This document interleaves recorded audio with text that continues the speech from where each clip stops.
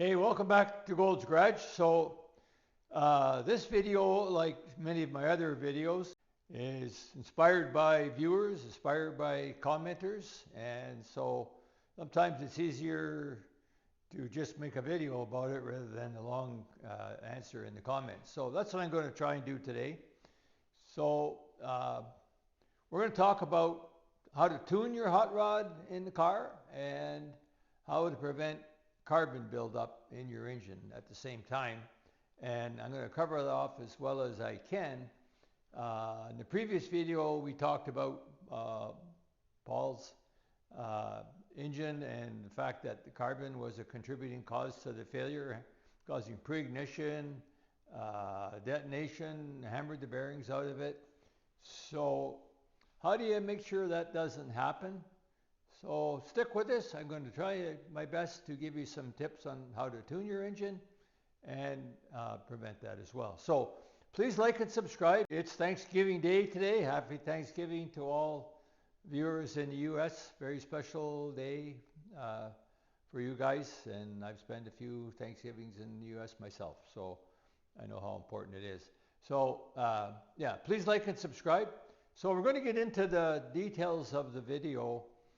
So in the case of Paul's engine, carbon buildup, we attributed on the teardown and analysis that carbon buildup was at least a contributor to hammering the bearings out of it. When Paul brought it to me, when he took it out of the car, it had started to knock, and good thing he did. He probably would have had more catastrophic failure if he had kept on driving it. So this block's at the machine shop now. We've ordered a full rotating assembly for it from Barry at Performance Unlimited, and we'll be making videos of the assembly. But so how do you prevent that in your hot rods and make sure you're not damaging your engine? So one of the things that we attributed it to was there was too much quench in terms of what the distance was between the top of the piston and the bottom of the cylinder head. And in the case of this engine, it was 80 thousandths of an inch. And that probably contributed to an engine that had only had 9.3, 9.4 to 1 compression ratio. We feel that definitely contributed to it. But there's other things. Now, if you're building an engine, pay a lot of attention to that. And there's detailed videos about how to do that on my channel. If the engine's in your car, don't go taking it out just for that. At least I wouldn't anyways.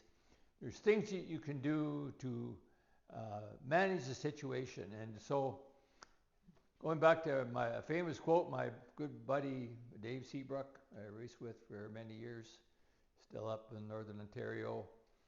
If you have a hot rod, you don't drive it, you manage it. Getting the tune right is part of that process. So once you take delivery of the engine, you built a nice engine, you dynoed it, whatever, everything's good.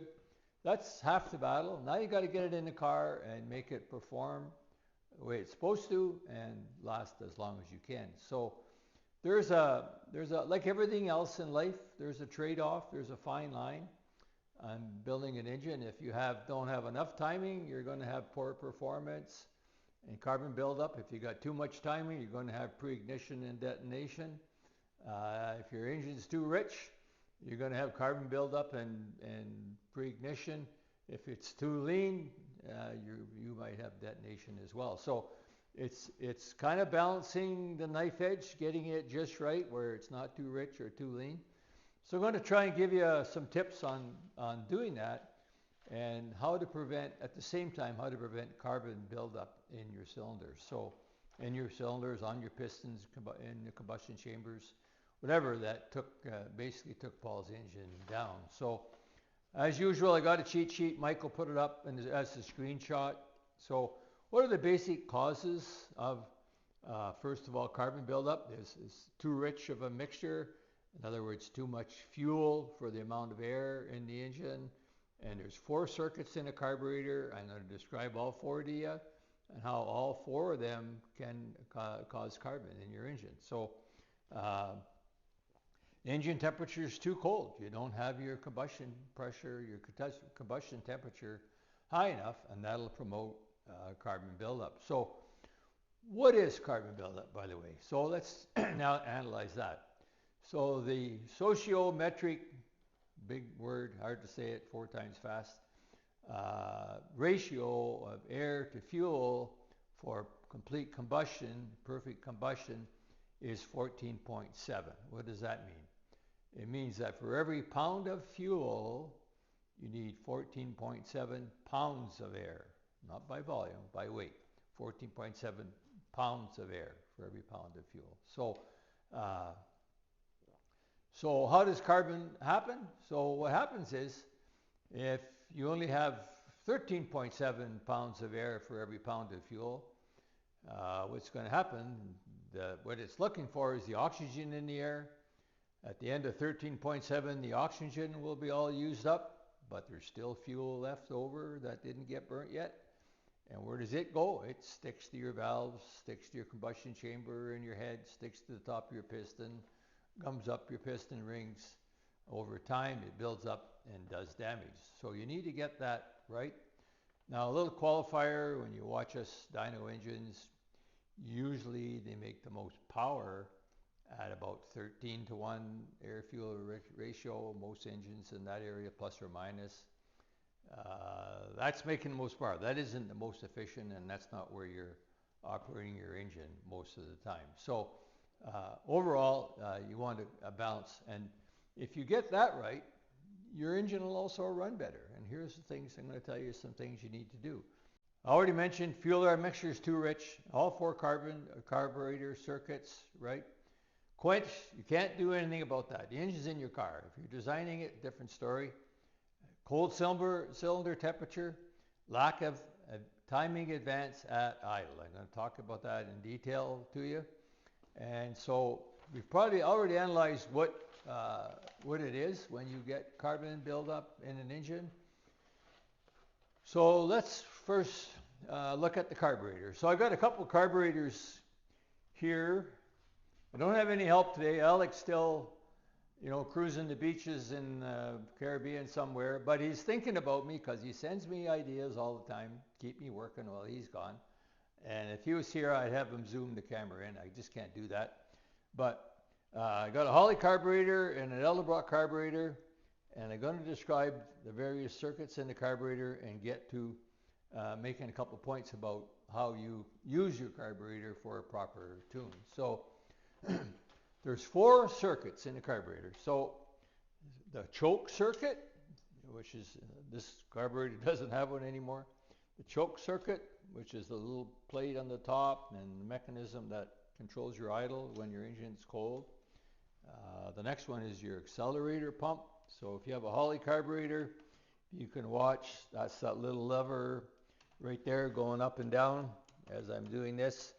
And that circuit, the second circuit, is if you're cruising along at 30, 50 miles an hour, 3,000 RPM, and you step on the gas, you open the throttle plates instantly, your engine's got a lot of air all of a sudden, it needs some fuel. So to give it a head start, the accelerator pump is what does that. In this case, it's on the front barrels and the back barrels both. Some don't have it on the back barrels. This is a mechanical carburetor. And there is one in the Edelbrock carburetor that's a little harder to show.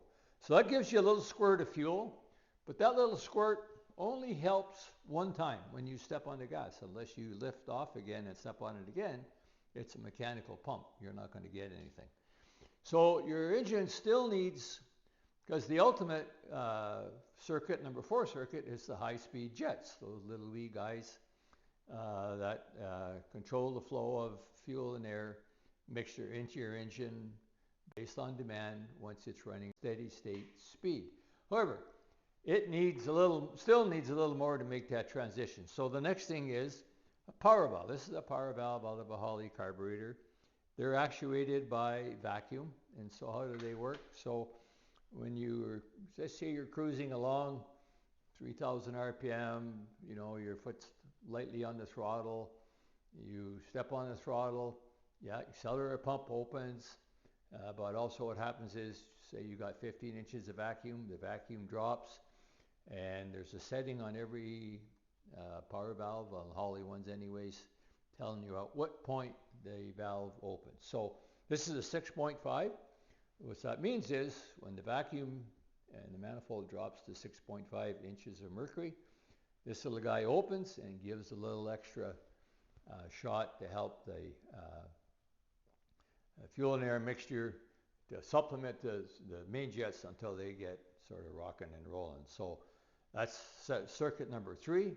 And then finally you have your main jets, and should add one to show you guys. I will dig one up and show you. They're the little orifices. There's 1 and 2 in the front, 2 in the back of a Holly carburetor, determining they basically meter the flow of fuel and air mixture. So those are the 4 circuits. Now all 4 of those circuits can cause carbon buildup. How does that happen? So first of all, going back to the choke, my general view is I don't use one, and here's why. A choke, when you go to start the engine, it works. So the choke plate on the top will close, okay? And if you can see that very well, and that what that does is limits the amount of air can get into your engine. Your pistons are going down while it's cranking or creating negative pressure. That lowers the pressure in your manifold, and that promotes evaporation of air and fuel. Gas does not burn. The air-fuel mixture, where the molecules are mixed homogeneously, will burn. So it needs to create a lower vacuum in the manifold, and that promotes atomization. Atomization is easier to fire off with your spark plug. So that's how that works. The problem with automatic or chokes is typically they're great to get it started, but then they also have connected with it, because the engine's cold, a fast idle circuit. And some guys are able to make automatic chokes work, and if they're working for you, don't touch it, leave it alone, it's fine. But my preference is, and here's the reason why, to get that choke off, you got to blip the throttle, and that will take that choke off for you. And when you do that, you push a whole bunch more fuel into the engine that it cannot burn. And for that reason, you're washing fuel down the cylinder walls. 90% of the wear in a combustion engine with a carburetor occurs in the first 5 or 10 minutes of the engine running. Once it's warm, and that's the reason why, for example, engines that have fuel injection, computerized fuel injection, typically the new LS engines and the Coyotes and all those engines, the Hemis that have fuel injection, they last 200,000 or 300,000 miles, no problem at all, because they always have the right air-fuel mixture. They never dump fuel down into the cylinder like I just described. So that's why I don't like a choke. If you're going to use one, use it lean. Now, my other comment on that is most guys on my hot rod, it doesn't even get started if it's under 60 degrees, for example. So typically starting it in warm weather, cold chokes I made for cold starts, cold runs. I'm typically starting it in warm weather. So how do you manage that? Yeah, it's a little lean at first. You pump the gas, you get it going, and then I just drive it easy around the block at 2,000 RPM or something in low gear until it gets enough heat in it, and then I'm good to go. Because it's going to be, without a choke, it's going to be lean, and it's maybe vulnerable to stalling. But you can manage that, as Dave Seabrook often says. So stick to that idea. That's my recommendation. If your choke works fine, that's okay. So the next thing is your accelerator pump. Now that's something you don't usually have to do anything about. Most of them are pretty much a standard size. There are 2 different sizes, basically. I think 30 cc's, cubic centimeters, and 50. 50s for big race car type things where you need a ton of fuel. So they meter that fuel in, but however, there is an adjustment on them, and I know on our circle track car, on a really warm night, I may have to make an adjustment on that coming off the corner. The engine stumbles a little bit because if it's hot, you probably got more fuel than you need. So there is a fine adjustment there, but usually sticking to the standard adjustment works pretty good. So the next one is the power valve. So the bigger the number of the power valve is, the richer your flow of fuel is going to be into the engine when the power valve is engaged. So typically, a general rule of thumb is the power valve should be at least less than half the vacuum you have at idle. So if you have 15 inches of vacuum at idle, no more than 7.5 power valve. Now, my experience with power valves is the best power valves for most engines that I work on, at least anyway, range of horsepower, and even our race engine when we were racing our Pro Late model, between 4.5 and 6.5 is usually pretty darn close. The lower the number, the longer it's going to take for that power valve to engage, because it's waiting for the vacuum level in your manifold to drop. So the higher the number, the sooner it's going to be. So if you have a big power valve, 8.5 or something, you may be dumping fuel too early into your engine and too much fuel into your engine, and that contributes to it running rich. The next one is your main metering jets, and I think most people know what a jet looks like. I haven't got one in my hand here right now, but it's just a little orifice. They screw into your carburetor in case of a Holly in the front and the back. There's 4 jets, 2 primaries, 2 secondaries, and typically jet sizes are in the range of 60 to 80, something like that. The jet size is not exactly the size of the orifice, pretty close, but not exactly the size. And so how do you know which right jets to use? So one of the things is, a diagnostic tool is take out all your spark plugs. If your spark plugs are covered in carbon, probably the rest of your engine is covered in carbon and collecting carbon every day. So deal with that. So reading spark plugs is a project for another video, but typically you don't want your spark plugs covered in carbon. Now, as I mentioned, there's a fine edge. You want to get right in the middle. If you're on the other side and your spark plugs are burning white hot, you probably are too lean. You don't have enough fuel for the amount of air in the engine. So those are the things that the carburetor affects. So void automatic choke, use vacuum advance. Okay, the next thing is your advance. That's as important as your carburetor. I've made videos, if you've seen that chart before. That's probably last winter sometime. I think I actually did that video when I was in Punta Cana myself. And that video, what the story there was, and my version is, there's a debate on this all over the place. You can spend a whole day on YouTube listening to videos about it, is you need your advance hooked up to your vacuum advance. That's going to give you advance at idle, which is your manifold vacuum advance, not your ported manifold advance. So just quickly, if you can see, the ported one is at the top of the carburetor. You can see it right there, okay? And the ported one in the Elderbrock carburetor, also where the white plug is, okay? It's at the top, which means it's above the throttle plates. The manifold one is at the bottom, and that's below the throttle plates, and then the Holly, it's under here, below the throttle plates.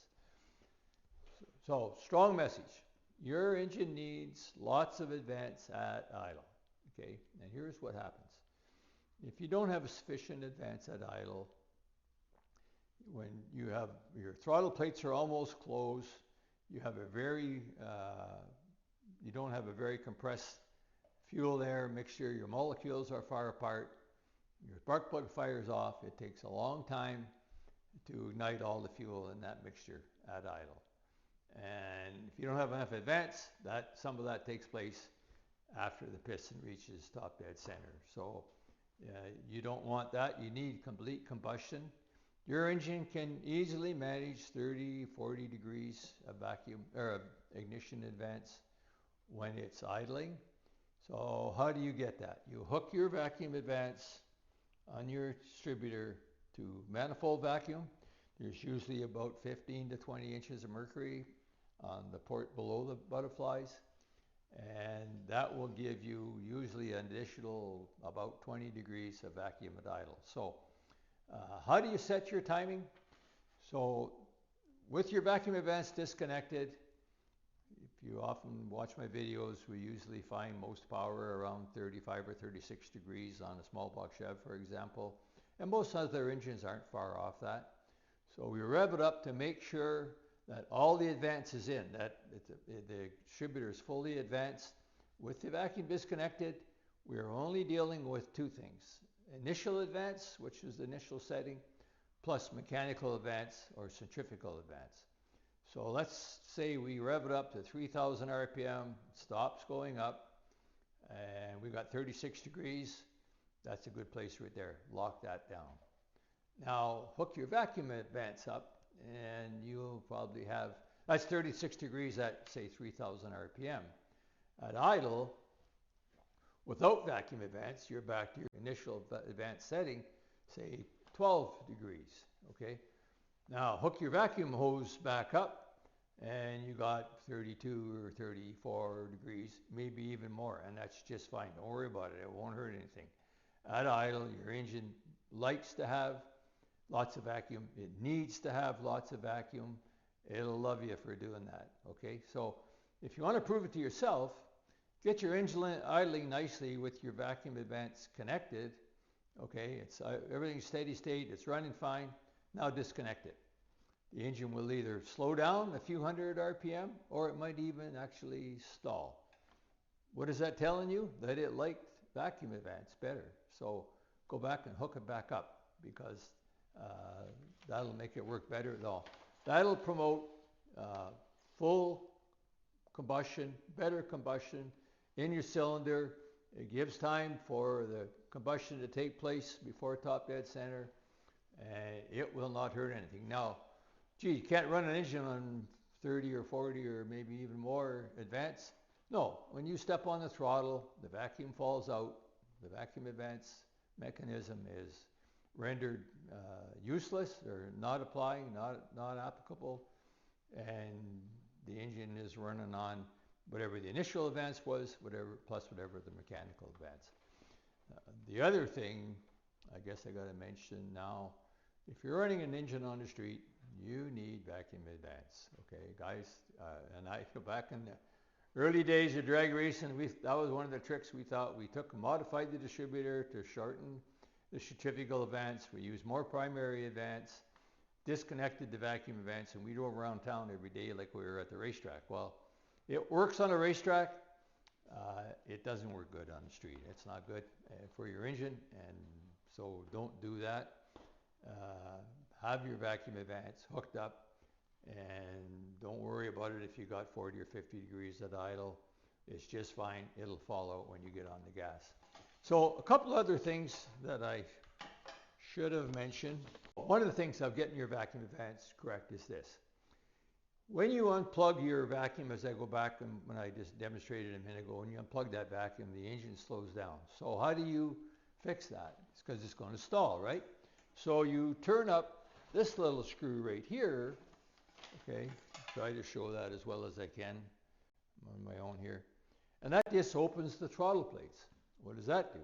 That exposes more fuel and air mixture, because there's a transfer slot that your throttle plates are covering when they're closed, and your bottom, your base plate. That exposes that transfer slot. Now you got more fuel and air mixture flowing in there to make up for the fact that you don't have enough advance, basically, is what it's doing. So what that does is, now you got even a richer mixture flowing in there. So you're going to follow your spark plugs. In fact, if you go far enough, you'll take your idle circuits right out of the picture. So one of the other thing I didn't mention, I should have, I guess, is the idle circuits as well. So there's two little screws on each side of the metering plate in the case, and the Edelbrock carburetor has one somewhere as well. They have right here and here. So there's a couple little screws there. So as you turn those screws in, they are metering, the air is already going in, they're metering the amount of fuel that's getting atomized into that air. So the more they're turned in the less fuel is going to be going into the engine at idle. So the best idle you can get with them turned in, the better. And that is a circuit that I forgot to mention in the first video. So get those guys. You need to do that when you set your idle. You need to have your, as much as possible, screw on your mechanical vents backed out as much as possible to take that out of the picture, because if your throttle plates are open, it's going to affect the setting on your idle circuits. So one of the other things is two other things really. One is the engine temperature. You need to get your engine temperature operating ideally between 180 and 200 degrees. If you don't have a thermostat in your engine, put one in now. The thermostat does not determine the maximum temperature. It only determines the minimum temperature. Doesn't matter what size thermostat you got in your engine. If it keeps heating up, the temperature is going to go up. What the thermostat does, if it's 180 thermostat, it means it opens when the temperature is 180 degrees. Okay, so that sets the floor or the minimum temperatures your engine is going to have. You need your engine at a good operating temperature. Spark plugs. Okay, when you looked at your spark plugs, if they were all black and full of carbon, once again, you probably have carbon in your engine as well, so your spark plugs can help. So heat range of the spark plug. A hotter spark plug will typically, what it does, it makes the combustion temperature in your engine higher, okay,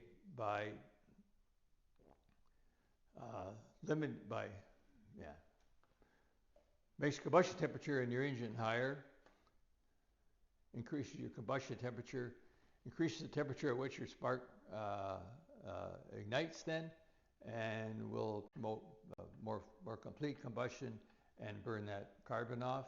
So getting the right temperature in your engine, the right heat range of your spark plugs. So typically just some general information if you're talking.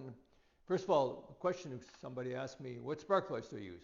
If you buy an aftermarket set of aluminum heads, whatever kind they are, it's usually going to tell you what kind of spark plugs. And spark plugs is a subject for another video one day. But it's going to tell you what kind of spark plugs to use.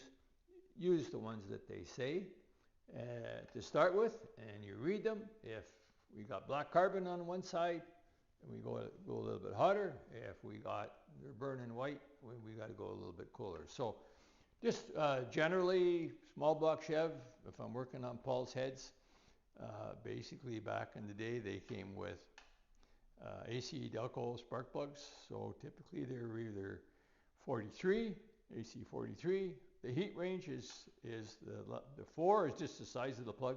The 3 is the heat range. So 43, 44, 45. So 3, 4, 5. So 3 is usually pretty cold, and you might find on the street you may be fouling plugs with the 3. 4 is kind of average. My Camaro runs AC 44s, so for what it's worth, and they work just fine. They don't foul, and they got a good combustion temperature and not creating carbon. 45 is usually a pretty hot spark plug. Typically, you won't need it that hot, but you might. So ignition timing, carburetor settings, engine temperature, and spark plugs are 4 things that you can use to address the problem. And the next thing is your driving style. So you can, even if you got the tune right, you can still plug an engine up with carbon by the way that you drive it. So going back to Dave, you don't drive a hot rod, you manage it. So here's what you got to do. You want to, first of all, avoid idling as much as possible. Idling's a very inefficient period in an engine's RPM range. And so you want to get your engine started, get it in gear, don't load it hard if it's cold, get it going, and put some load on the engine, and it'll warm up faster, and you'll have less chance of building up carbon. Avoid lugging or chugging the engine. if you have a manual transmission and you're lugging around in high gear, and lots of throttle in high gear with a high load, especially gear ratio, is a way to promote, not carbon buildup, that's when the carbon is going to do the damage, but it'll promote detonation because you got high cylinder pressures, pistons moving slowly, the detonation's got lots of time to do damage. So those are some things. Keep your RPM in an efficient range. Manage your gear ratios so that you shouldn't be chugging around 1,000 RPM, that's for sure. So the other thing is, once in a while, you got to take it out and drive it. So that's one way. We used to have an old saying, I took it out and burned the carbon off. Well, that's at least partly true. If you drive it hard enough, occasionally, it raises the combustion temperature in your cylinder, and it'll tend to burn some of that carbon off. So keeping your engine clean once in a while. You built a 400 horsepower engine or 500 horsepower engine. Shouldn't have to tell you this, but you got to use it once in a while if you want it to work right. Hope you found that interesting. Please like and subscribe as always. Thank you for your support. Quick point, on the alternator in my son's car, I had a question on a previous video. Somebody spotted that. So we're converting. This is Mike's race engine. It's back here. I haven't got it apart yet. I'm going to be taking it completely apart. It's kind of a science project. But one of the things I did is I converted them to an alternator. So a lot of these short track cars actually run on the battery and use a mechanical fan and do not use an alternator. So I converted Mike's engine to an alternator. Merry Christmas, Mike. This is your Christmas present. You haven't seen it yet. And so he's going to be charging the battery next season.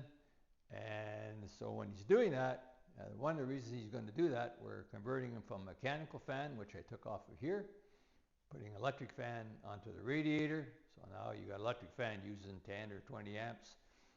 You need to have a way to charge that battery back up. So we're using an alternator, electric fan, hope to promote better cooling by doing that rather than a mechanical fan. So this is Power Master fan. Somebody asked. I'll answer your question in the comments.